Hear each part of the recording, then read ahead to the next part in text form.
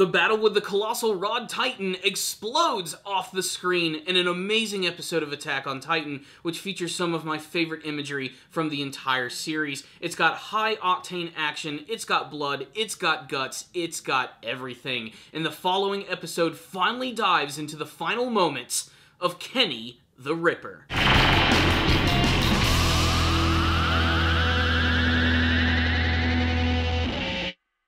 Hello my friends, it's time to take a look at another 2 episodes of the Attack on Titan anime series, and both of these episodes might be the best of the entire season thus far, and they are extreme polar opposites of one another. The first episode is all about the scouts battling against the giant Colossal Rod Titan, which features some of the most amazing and creepy imagery that I've actually seen from the show. The second episode is all about Kenny the Ripper, where he came from, how he met Levi, how he came into the service of the Reiss family, and it all ends with a great cliffhanger ending, bringing back 2 classic villains and one who's slowly but surely been making his appearance since the 2nd season of the show.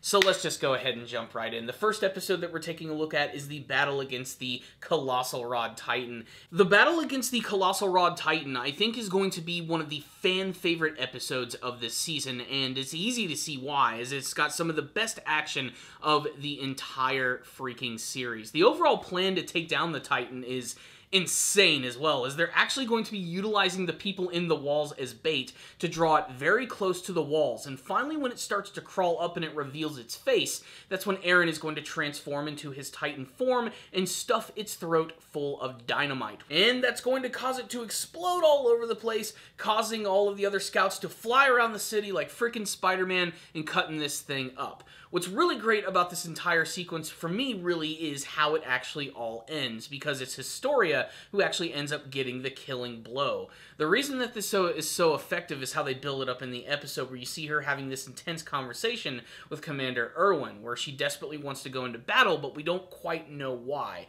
At first I'm just like, well, she just wants to be helpful to her friends, but ultimately it's so that she can prove herself to the people. They're going to trust her a lot more if they actually see her doing something like this and actually taking down this creature in the blaze of glory. And man, it is one of the coolest sequences of the entire episode. But what really sold this one for me has got to be simply the overall imagery of watching this creature slowly and surely make its way up to the walls, only to reveal its face for the very first time. Since it's actually been dragging itself along the ground, its face has basically been completely ripped off, and when it shows it for the first time, it's just so disturbing and realistic the way that it's actually portrayed. If you've ever played Mortal Kombat X, there's this fatality that Scorpion does where he cuts off the front of someone's face with his sword. That's exactly what this Titan freaking looks like right here, and it's so freaking messed up. It's like a science experiment. And when it finally starts to like crawl over the walls, you also get to see that its stomach has been completely flayed open, and all of its guts are just spewing out over the walls with blood flying over the place. It's some of the most ghastly imagery that I've actually seen from the show, but I also have to say that it is easily some of the most metal that I have ever seen. Most of the episode follows the scouts as they desperately try to pummel this thing with cannonballs and try to get it closer to the walls. But there's another big part of the episode where Eren is actually noticing how this is all very similar to the early events of the series, where the Colossal Titan Berthold actually appeared for the first time and ended up causing all this chaos. They fear that the same exact thing is going to happen, and they even see these kids down there who basically look like another alternate universe version of Eren, Armin, and Mikasa, and they're desperately going to do what they can to actually fight back and change the events of those days. And Eren finally going into his Titan form and fighting this thing by shoving all the dynamite into its throat is great. Watching the scouts take out all of the freaking exploding chunks in the air is just a thing of beauty. It's just a great moment, and it all ends with Historia actually landing in this bale of hay in front of all these citizens who recognize that she was the one who did the killing blow. She stands up triumphantly and announces herself as the true ruler of the kingdom.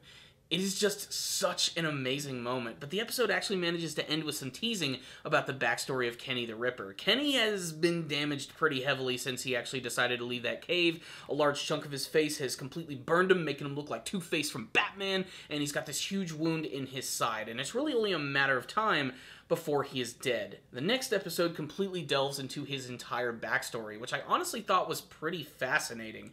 They go into the fact that the Ackerman family, again, is completely just oppressed by the Reiss family and every other royal family. They've just been disgraced and they've been cast out into the world, and there's no hope left for them. That is until we get the meetings of Kenny and Yuri. Yuri being the brother of Rod, who had the power of the Titan, who was eventually eaten by Frida, and blah, blah, blah, blah, blah. You know that entire backstory.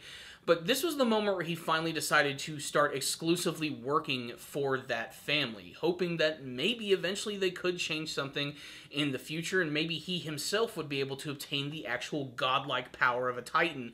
Something that he thinks about actually doing multiple times in this episode, as he does have access to one of those syringes. You can find them at every CVS store. But what I find most important about this entire backstory is getting to learn how Kenny actually met Levi for the very first time. He ends up going to this inn to meet this woman who goes by the name of Kuchel, and when he finds her, she's a decrepit old skeleton who has died. But in the corner is her young child, who goes by the name of Levi. And whether out of a sense of pity or the fact that he's just not a complete and total monster and he'd even help a child, Kenny decides to take care of Levi and teach him how to live on the streets, how to properly use a knife, and how to beat the ever-living shit out of people. And for the most part, that's pretty much his entire backstory with Levi. It's very simple. I thought it was going to be a little more intricate, a la Haku and Zabuza, but no, it never really goes there. It's very similar to that backstory from Naruto, however, where it's about someone who's basically using someone as a tool and teaching him how to survive in a very harsh and super cruel world.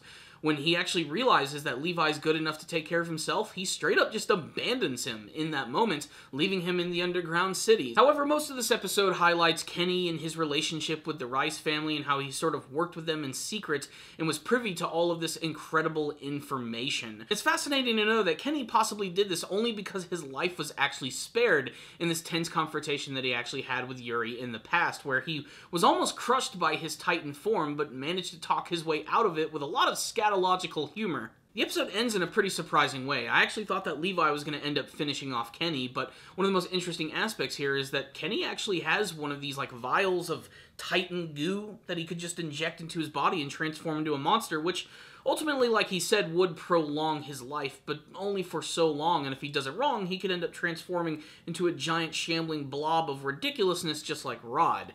But again, Levi brings up a point. If he's had this for so long, why hasn't he even used it yet? And does he even really want to use it in the first place? Maybe this is actually something that'll be useful to humanity, so in his last moments he decides to give this to Levi, and suddenly dies right there on the spot. The episode ends with Historia getting her crown and doing a big ceremony in front of everyone in the kingdom. Everybody loves their super bae queen. I do love that she immediately decides to abuse her power, where she said if she was ever going to be king, she was going to smack the shit out of Levi, and she does attack him in this episode, but it's mostly played for laughs. She just sort of like casually punches him.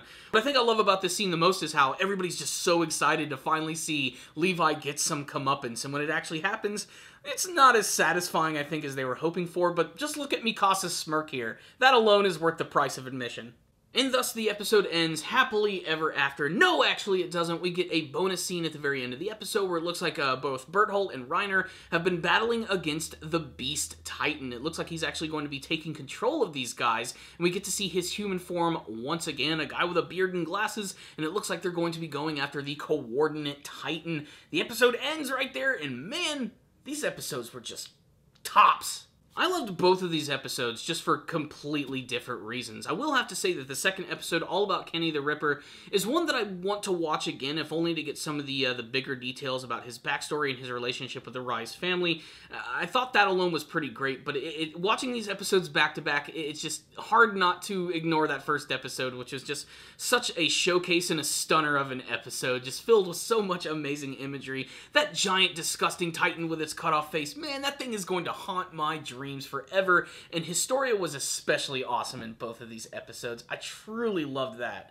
I will say, though, that I was so glad that we got that little cliffhanger ending, though, with the return of Bertholdt and Reiner, because I've been waiting to see these guys for a long time, and I'm like, okay, when's the Beast Titan coming back? When's he going to appear? He was teased at the end of the last season. We haven't seen him yet. What's going to happen? And finally, here it is. I was literally thinking those things as I watched it. I'm like, okay, well, they wrapped this up really nicely. Now we're going to get to the, oh, here we are. There's immediately Reiner.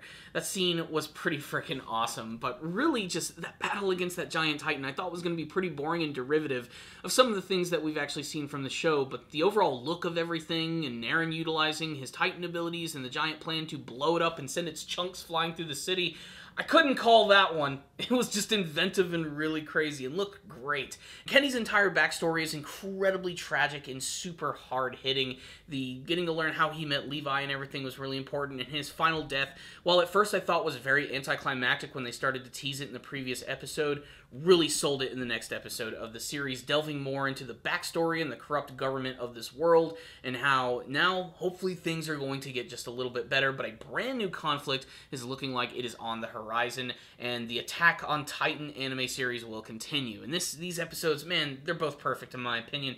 5 out of 5 for both of them. I'd love to get your thoughts on this one, though. If any of you guys watched either of these episodes, tell me what you thought about it in the comments section below. Let's get a discussion going about both of these episodes and what you guys hope to see from the rest of Attack on Titan. So thank you guys for watching this review. I'll see you all next time, and as always, stay down there, baby.